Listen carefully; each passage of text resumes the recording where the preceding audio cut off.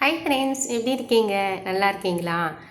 இப்போ வந்து ஒரு அதிசயம் உங்களுக்கு நான் சொல்ல போகிறேன். இந்த விநாயகர் பற்றி உங்களுக்கு ஒரு அதிசயம் சொல்ல போகிறேன். ஆக்சுவலாக இன்றைக்கி வெள்ளிக்கிழமை, நிறைஞ்ச வெள்ளிக்கிழமை. எனக்கு என்னமோ காமிக்கணும் போல இருந்தது உங்களுக்கு. உங்களுக்கு காட்டலைன்னா எனக்கு அப்படியே உறுத்துது. ஐயோ, என்னடா என் மனசாட்சியே உறுத்துது. எப்படி காட்டாமல் இருக்க முடியும்? அப்படி புது விநாயகர் வந்திருக்கிறாரு. ஆக்சுவலாக இந்த விநாயகர் எப்போ வந்தார்னா சதுர்த்தி அன்னைக்கு வந்தார். சங்கடா சதுர்த்தி அன்னைக்கு வந்தார். அடுத்த நாள் பஞ்சமி. அந்த பஞ்சமிக்கு முன்னாடி ஒரு சதுர்த்தி வரும். அந்த சதுர்த்தி அன்னைக்கு இந்த விநாயகர் வந்தார். எனக்கு வந்து ரொம்ப சந்தோஷமாக இருந்தது.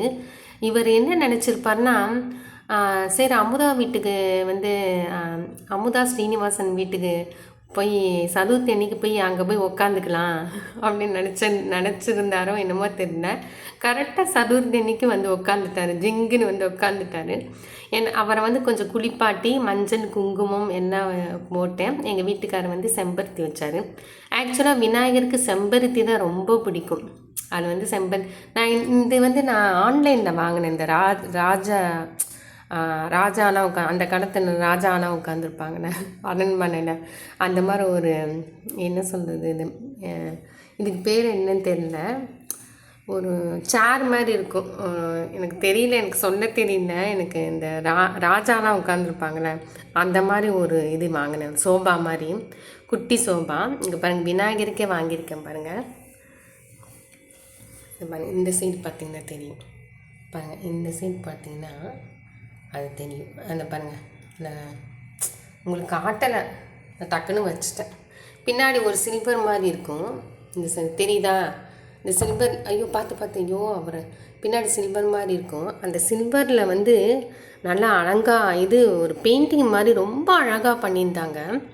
அதை நான் டக்குன்னு விநாயகரை வச்சோன்னா அந்த பின்னாடி இருக்க அந்த பெயிண்டிங்லாம் வந்து மறைஞ்சிருச்சு. நான் உங்களுக்கு காட்டலான்னு இருந்தேன். நான் அதுக்குள்ளே நான் வந்து வச்சுட்டேன். அப்படிங்க பாருங்கள், உங்களுக்கு தெரியுதா? இதை வச்சுட்டேன்.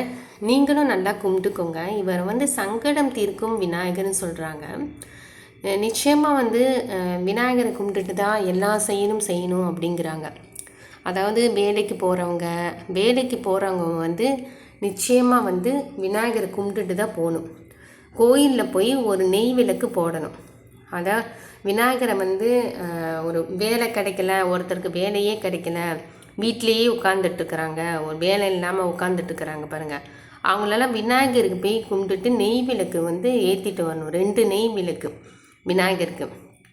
அது எப்போ ஏற்றணுன்னா சதுர்த்தி. அதாவது சதுர்த்தி வந்து தேய்பிரை ஏற்றக்கூடாது.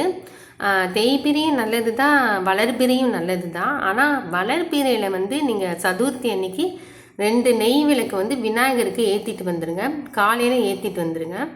இந்த மாதிரி தொடர்ந்து நீங்கள் பண்ணிகிட்டே வந்தீங்கன்னா நிச்சயமாக உங்களுக்கு ஒரு வேலை கிடைக்கும். ரெண்டாவது என்னென்னா, குழந்தைங்க படிப்புக்கும் இதே மாதிரி தான் நான் சொல்லியிருக்கேன். இந்த குழந்தைங்க படிப்புக்கும் இதே தான். நல்லா படிக்கணும், குழந்தைங்க நல்லா படிக்கணும்னா அதுவும் விநாயகர் தான். ஒரு தேங்காய் உடச்சிட்டு போகணும். ஒரு எக்ஸாம் போகணுன்னா, ஒரு பரீட்சைக்கு போய் நல்லா மார்க் எடுக்கணும்னா, அந்த குழந்தைங்க வந்து நல்லா படித்து முன்னேறி நல்லா வேலைக்கு போனால் தான் அந்த வரப்போகிற பொண்ணுக்கு வந்து ஒரு மதிப்பு.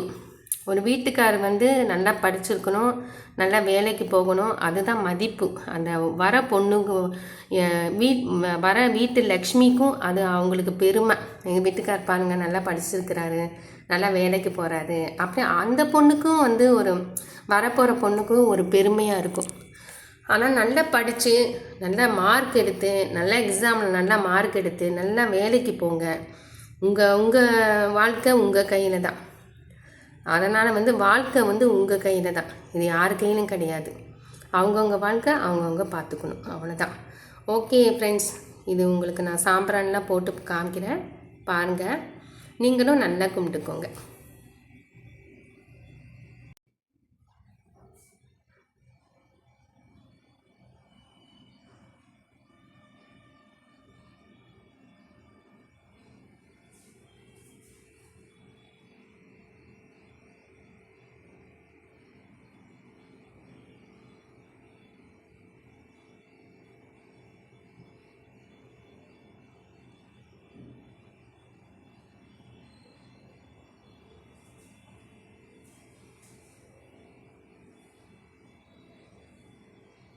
ಶಿವವಾಗಣ ಮೋದಕಾಸ ಸಾಮನ ಕನ್ನ ವಿಧವಿಧ ಚೂತ್ರ ವಾಮನ ರೂಪ ಮಗಿಷಭೂತರ ವಿಘ್ನ ವಿನಾಥ ಪಾದ ನಮಸ್ತುದೇ.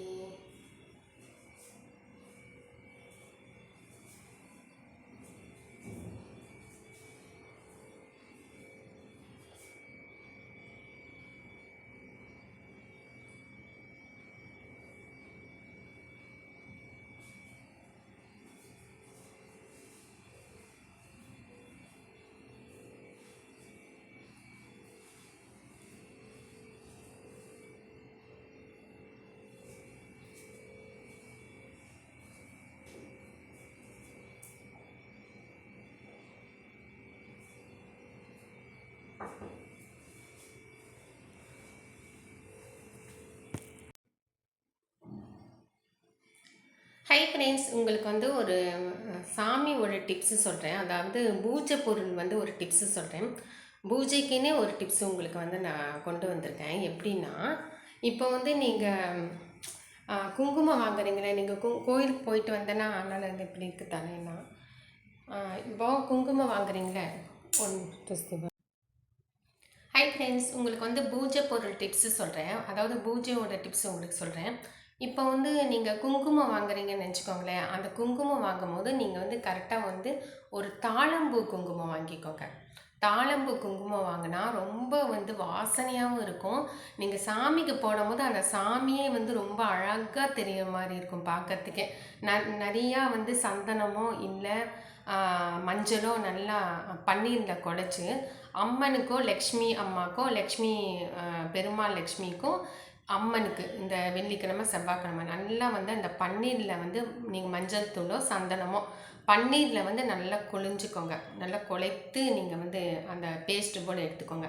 அதை அம்மனுக்கு அப்படியே பொட்டு மாதிரி பெருசாக வச்சு நடுவில் வச்சு இந்த கையில் வந்து நல்லா அப்படியே பொட்டு மாதிரி அப்படி ரவுண்டாக வைக்கணும். தாழம்பு குங்குமம் பார்க்கறதுக்கு அம்மன் வந்து அப்படியே அழகாக தெரியணும் மாதிரி இருக்கும். லக்ஷ்மி அம்மாவும் ரொம்ப அழகாக தெரிய மாதிரி இருக்கும். அந்த வாசனைக்கே நம்மளுக்கு அப்படியே புல்லரிக்கும். அதனால் வந்து நீங்கள் அந்த மாதிரி வச்சிங்கன்னா ரொம்ப வந்து பூஜைக்கும் நல்லது, கடவுளுக்கும் நல்லது, வீட்டுக்கும் நல்லது. ஓகே ஃப்ரெண்ட்ஸ், இது பிடிச்சிருந்துச்சுன்னா லைக் பண்ணுங்கள், கமெண்ட் பண்ணுங்கள், சப்ஸ்கிரைப் பண்ணுங்கள். தேங்க்யூ.